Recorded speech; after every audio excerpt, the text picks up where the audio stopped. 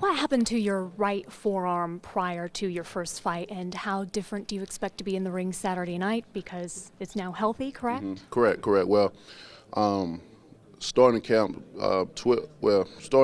camp, I had broke my right forearm, and I broke it into pieces, and it took.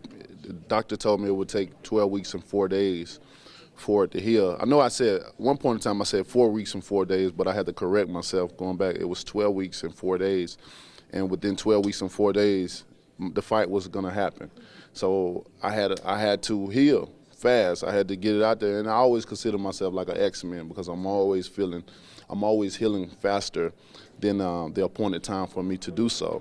So but with my determination and a warrior mentality, I wasn't gonna let nothing get in my way. I'm a man that fight with broken hands, torn biceps, third-degree burns, and still able to throw them. When many guys would give up and quit. But that's just not of my caliber. My demeanor is to go in there and be the very best and to win each and every time. So at this point in time, it's well. That time I had a cast, so it was curved. So when I go back and look at fights and I throw my right hand, it's always curvy and loopy. Like an overhand right. Exactly, which I have no control of that because of the healing process and what it took for me to get there. I didn't throw no right hands in camp at all because I didn't want to risk I didn't want to risk re-breaking it or re-injuring it again in any type of way. I felt like if I did it in the ring, at least I'm getting paid.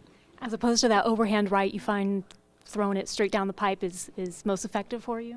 Yes, it is. When you're throwing straight punches, it's always going to be the more effective, the way to do things, and you can receive less injuries that way because when you start doing it in an awkward position in a different way, if it lands the wrong way, then you can suffer some consequences behind your action. And many times I have suffered, the consequences behind my action because of the positioning or the way I throw it, because of my style. But that's what makes me who I am.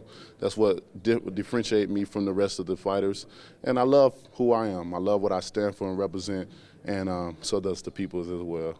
Fury thinks he has to get rid of you in 2 rounds. If you were fighting yourself, do you agree with that strategy? If I was fighting myself, I do not agree with that strategy at all. But that just allowed that because I'm such a dangerous puncher. Many people don't give me credit for the skills that I have. But one thing about me for sure is I can fight on the back feet. I've been doing it throughout all my career. If you go back and look at some of my highlights, you will see that some of my most devastating knockouts has came from backing up on the back feet. And for him to say those things also allowed me to know that it's some insecurities in this camp. It's some what we call nervous energy that's going on in their camp, and all of it will be exposed come February 22nd. Thank you so much. Thank you so much.